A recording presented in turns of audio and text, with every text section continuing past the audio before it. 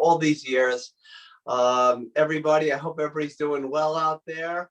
My son Chris is here, so if you have any questions, comments, some of you are just watching, some of you are making this with me. Some of you picked these kits up, the dry ingredients at the library. If you did, just know all of the dry ingredients are included in there. That's the cinnamon, the sugar, the baking powder, the salt, all that. And then the sugars are all in the other bag, okay? Hopefully you got your zucchini today at the store or recently, okay? Hopefully not a month ago.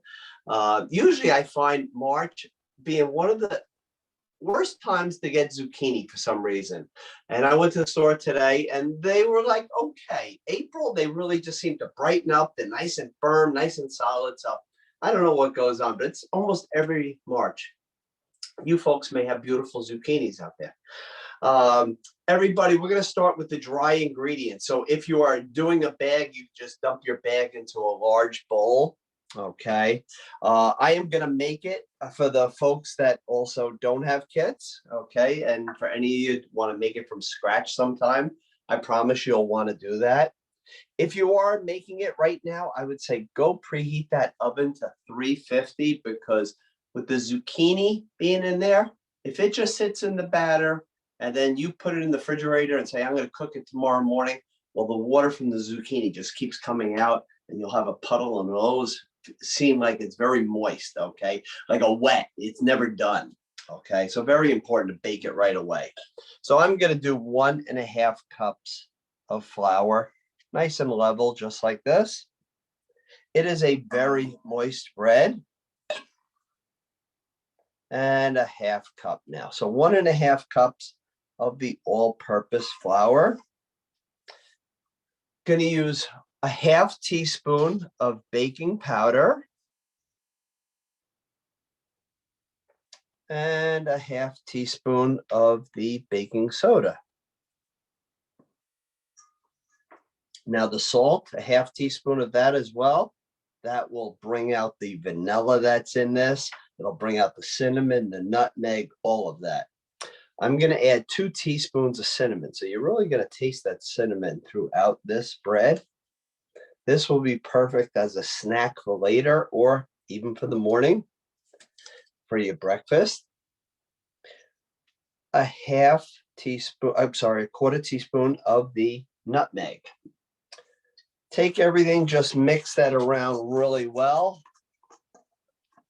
And I know I did give everybody out there some chocolate chips. So you're going to get a 1/2 cup of the chocolate chips.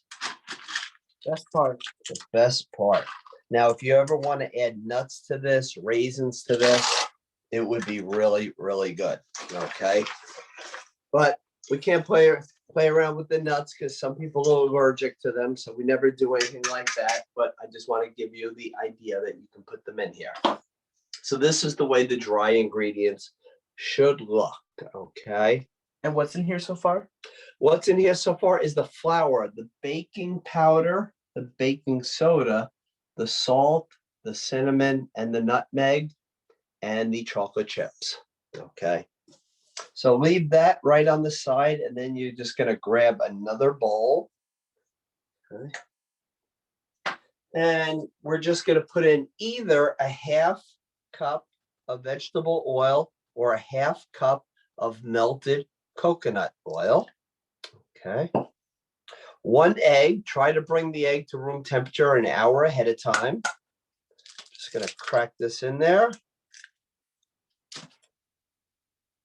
We want some vanilla extract. So the vanilla extract, we want 2 full teaspoons of this. Vanilla, I was in Costco today and it's down $2 more. It's actually half the price from when I was in the library last. So in a year, it went down about $15. Okay, unbelievable. But something will go up, right? Okay, so brown sugar, 1.5 cup of brown sugar. Light brown sugar is I prefer.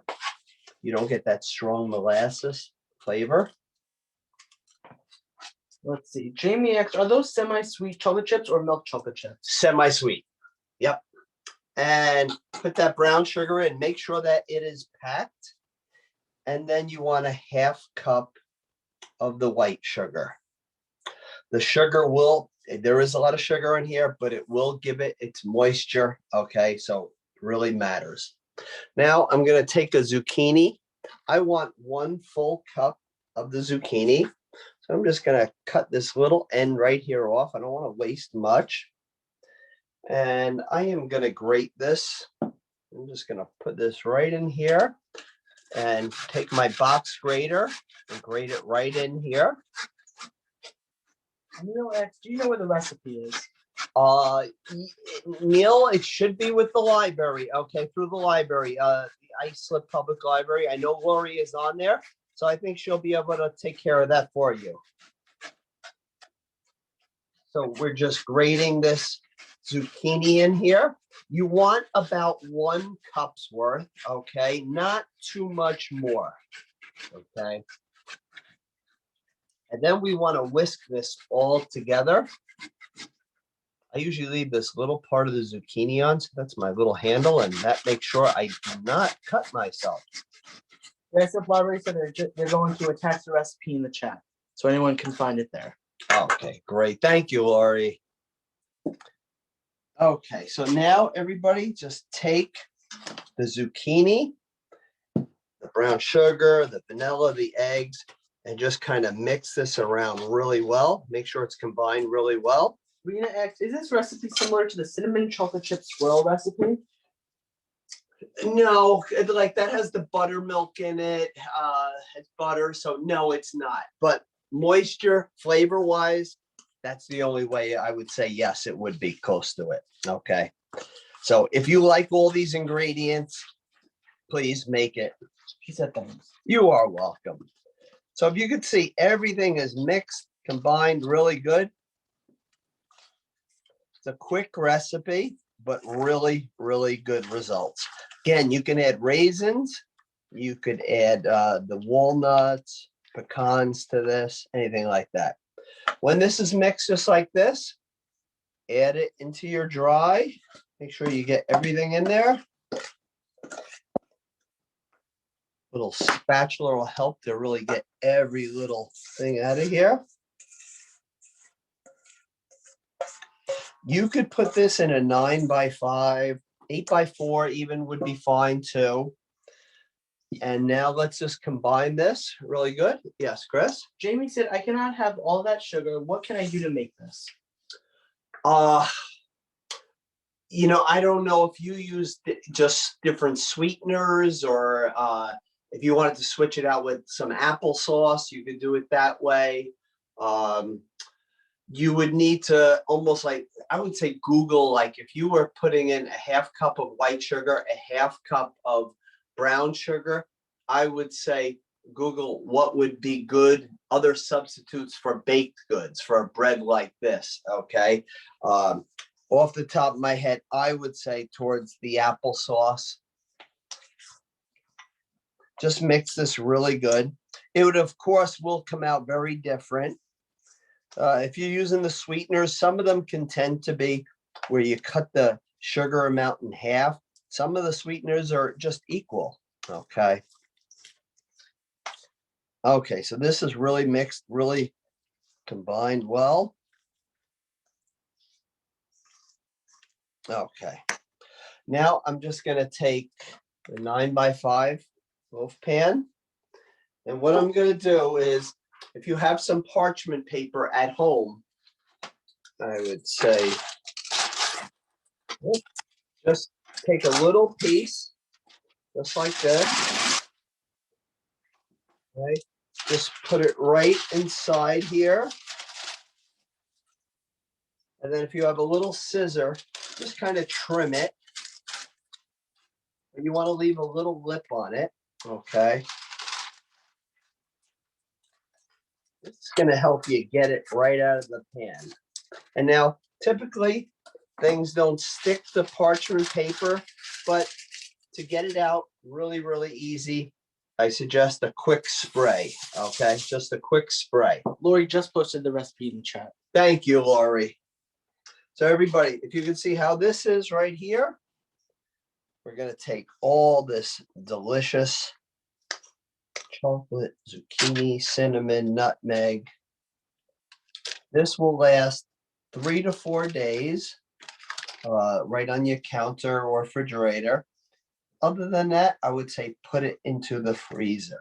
Okay.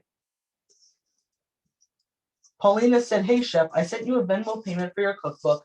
Will you autograph it before you mail it?" I promise you I will. Thank you so much. You know what?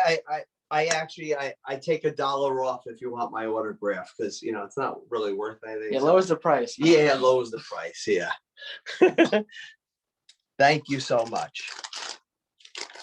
Okay, so if you can see how this is, I'm going to show you what this actually does, and then I'm going to pop that right into the oven. So this is the one that I made a little earlier. Okay, same way. Want to show you the size of it, and it just comes out just like that. So you never have to worry about it sticking. And you want to let it cool. Just put it right on here. I can probably just go just like this. I'm going to hold this one up so everybody can see what it looks like, the height of it. Okay. If you could see, my finger would sink right into this, almost. If it sinks all the way in, it means it's not done. This will take about 45 to 55 minutes. Mine, this one right here in the 9x5, took close to the 55 minutes. Okay. I do recommend that you take a piece of aluminum foil, put it on the rack above. That always prevents it from getting too dark too quickly. Okay. So I'm going to pop mine into the oven. Okay. And then I'm going to show everybody a little something that is really perfect for spring. Chris is really happy that I am making this tonight. Yes. Rena said, "I'm looking forward to making this one day soon. I will not tell my family that zucchini is in there, though until after they try it. I'll only tell them about the chocolate chips." That's it. Just tell them you doubled up on the chocolate and you didn't put any zucchini in at all. Okay. Maybe you could chop up a little kale too and get that in there. That's how he got me how to try it. Yeah. I just made Chris like a carrot shake today, and he thought it was a creamsicle, right? Yeah, sure. Okay. So yes. Neil said, "Missed it. Do you use spray with the parchment paper?" When you're doing it the way I did, Neil, yes, because when you put the paper in kind of like where it was right across here, that way it really ensures that you lift it right out just like this. I just feel it's a really good tip.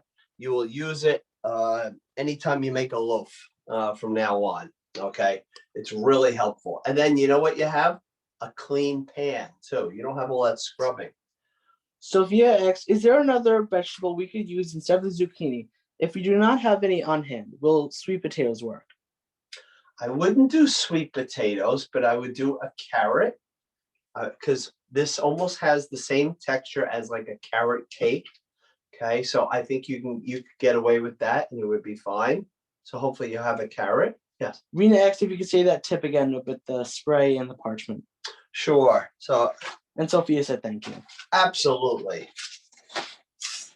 So when you do the loaf breads, always take a sheet of parchment paper and just kind of sink it in here just like this. Give it a little spray, and then just take a scissor and just kind of trim it a little bit. Okay, and the reason for trimming it is just so it doesn't hit the coils in your oven. Now, Nice. You're welcome. And then when you go like this and your bread is done, you just lift it right out on this. Okay, it's really good. But I promise, if you like the zucchini and you like the chocolate chips, and you will make this over and over again. The cinnamon, the nutmeg, really, really good. Okay, so everybody, before we go on, and I'm going to show everybody something else. I want to tell everybody some other programs I have coming up. We have a quiet week coming into this weekend.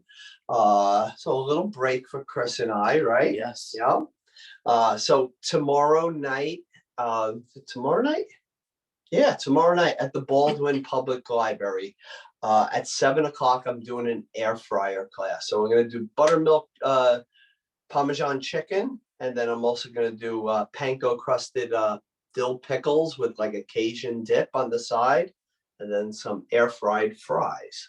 Neil said, "Oh, I thought you sprayed the pan and said you sprayed the top of the paper." Exactly. Neil, it doesn't hurt to give it a quick spray around here, just really quick, because anything that may get to the sides, it'll just make it nice and easy to get off. And what's really important when you're doing this spray is sometimes I go to the libraries and I have 40 people at the library, okay? One time I went through one of these cans halfway through the class, and everybody seems to think you have to take the spray and go into the corners. You do it from a distance really quick. You just want a little hint of it, because on the back here, if you see it, 565 servings. I got 20 servings out of it that day. So the library owes me. It wasn't your library though, Laurie. Actually, I don't even remember when it was, but I do remember it happened. I was like, you can't be serious. I just popped the thing and the seal on it, Okay. So the other class that we're doing is Thursday, and it's at the Half Hollow Hills Library. If you want to make lemon blueberry scones with a vanilla glaze, it is on their Facebook page. The recipe is probably up on their page right now. It's going to be the same thing where it's kits and you can make it along with me. Okay. So they are perfect for spring. And this next dish is perfect for spring. I've made this at the libraries when I first started out. And then a couple of years ago, I brought it back because we get new people in there. It is a chilled lemon mango soup. Lori, have I made that for you? I don't know if I have. I don't think I have. So it's so easy, but it's really, really good. Now, the mangoes that are in March, okay? She said, "No, I don't think so." Okay. The mangoes that are in March to early April, a lot of times you go to the supermarket, it will be a very dark green skin. Don't be afraid of that, because the dark ones, they are usually from Peru or Guatemala, and they are some of the best mangoes you can buy. Okay. And as they sit, they will get lighter. This one, when I got it, was more this deep green color. Okay, so don't be afraid of that. The way to tell if the mango is ripe is your thumb should be able to just kind of go in just a little bit. Okay. Lori said, "Sounds delicious. I'm hungry." Everybody, so I like to peel the mangoes just like this. So this recipe, if everybody wants to write it down, but I will send it to Lori after I am done with the class. So this way the library has it, and if anybody wants to see it. Okay, so I just go right against the skin here. If you could see the flesh of this, it is so moist. It is so delicious. And I do put sugar into this, but if the mangoes are really, really good, a lot of taste, you could just cut out the sugar or just put a little hint of it in there. Okay. I'm gonna peel this. And then some lemon juice is going to go in here as well. Lemon juice and lemon zest.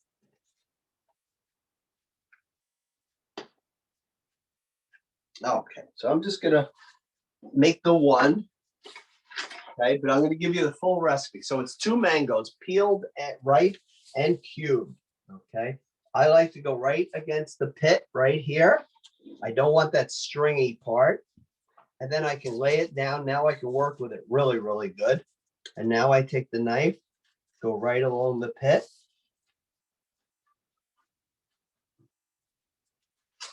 Okay, stand it up, and then just throw any of this as close to as you can get without getting any of that grainy stuff from the pit. And what do you do with the pit? You sit there and you eat it for a while. And then you got to floss for a half hour. Susan said, "If using pre-cut mango, how many cups would you use?" Pre-cut mango. Susan, let me know what you're thinking when you say pre-cut mango, because if you mean like the stuff like you would get in like the jar, the can, something like that, probably. Well, I'm thinking like, you know how they sell the mango, the cantaloupe, the strawberries, the grapes all in that one tray. I would highly recommend you don't buy that, because so many times almost all the times, whenever you buy it, you get the strips like this, but they are hard as a rock and they have no flavor whatsoever. Okay, so whenever you can, avoid that, buy a real good mango. But if you're thinking something else, please put it in there. So I am just going to drop this right in here. You would typically put in a 1/4 cup of sugar if the mangoes are not really beautiful. Okay. Now this is pretty beautiful. So I am just going to put in a hint of sugar, just a hint, but you could put up to a 1/4 and you could make it and add the sugar and just kind of taste it and see if you want more. Half and half, 1.5 cups of the half and half. Rena asks, how do you know if the mango is beautiful or not? Okay, let me just put that in here. Let me get my other mango. Okay, it's always going to be heavy in weight. This time of the year, like I was saying earlier, you want it very dark green. I bought this probably about 5 days ago, and it's gotten lighter just from it ripening. Okay, always check around for, you don't want that little guy right there. But I bought this 5 days ago, so things happen. So, but that is the only spot on here. Otherwise, this is a beautiful, beautiful mango. This one here, like I said, it's either going to be from Peru or Guatemala right now. I really recommend just go buy a couple of these right now. They're pretty big in size. So like when they're 4 for $5, something like that, you're really getting a good deal.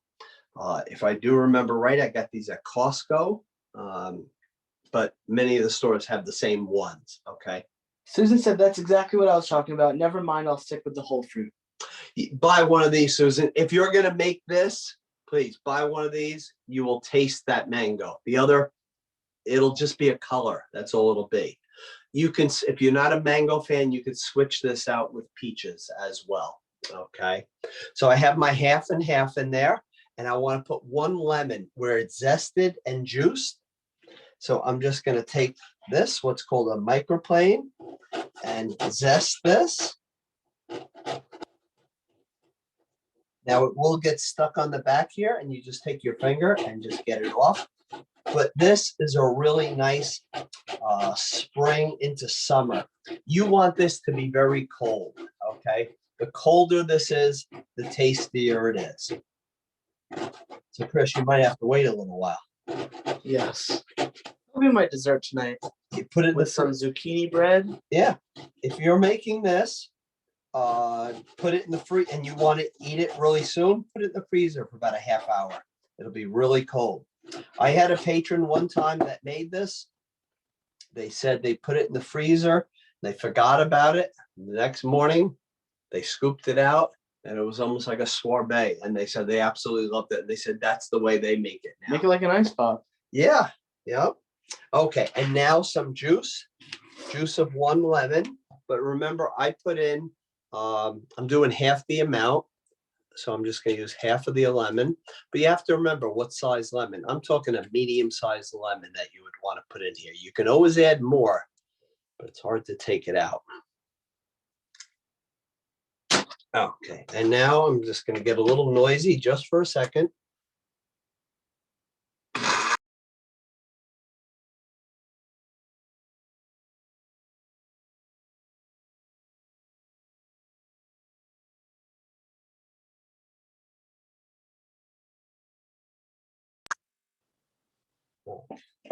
Just want to make sure it's nice and blended really good.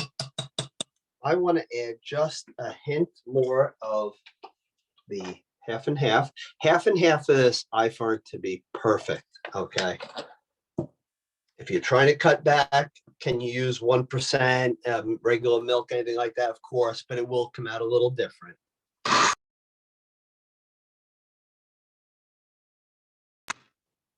Okay.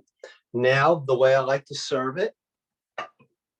Last year on YouTube, I did a brunch and I did this. Yeah. You remember that? That's the last time we had this. Is it? Yes. I'm sorry.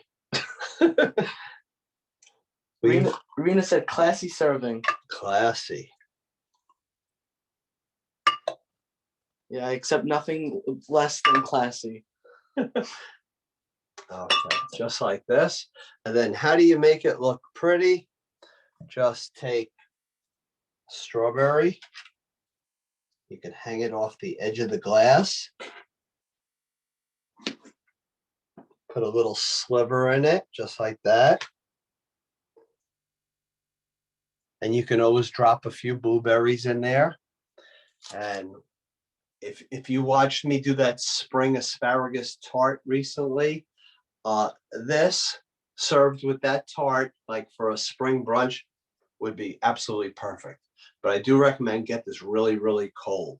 Okay. Let's see. Rena said, nice poolside snack. Absolutely. Now, Rena, poolside snack. You were thinking what I was thinking.